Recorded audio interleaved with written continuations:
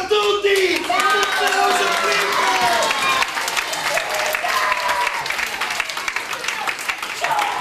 Ciao bambini! Io sono un giocattolo importantissimo, un giocattolo ricchissimo! Quanto costerò secondo voi? Quanto costa? Quanto? 100 euro! Flipper! 100 euro, scusate! Che bambola! Bambini! Io costo solo 3.000 euro! Dico, fermi! Bambini! Chi è che mi vuol comprare? Chi mi vuol comprare? Alzi la mano! Ok!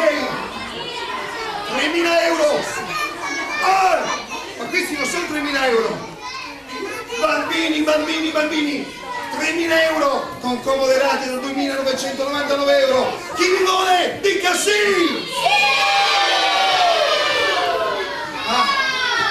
Allora, vi va se cantiamo una canzone insieme? Sì! Siete sicuri? Sì!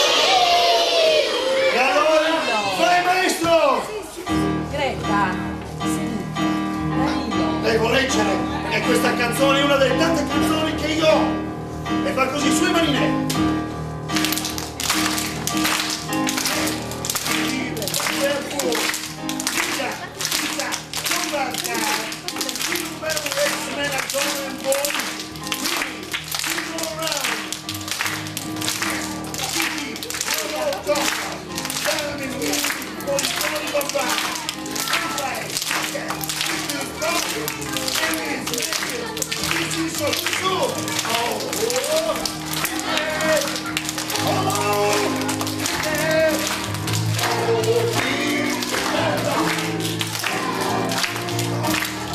E io invece sono Flipper, sono uno dei personaggi di questo spettacolo e sono il giocattolo, quello ricco, quello che praticamente non si unisce a tutti gli altri giocattoli. Io sto solamente in mezzo ai bambini, in mezzo al pubblico e cerco così, come dire, di far rivivere, rinascere e fare in modo che gli altri giocattoli abbiano quello che vogliono, ma in realtà questo non succede, perché io cosa faccio? Praticamente do tutto quello che a loro non serve, quindi insomma rimango sempre il giocattolo ricco e tra le tante cose che faccio poi cerco di vendere anche il mio ultimo disco, il mio ultimo CD che è Flipper, quindi buon divertimento.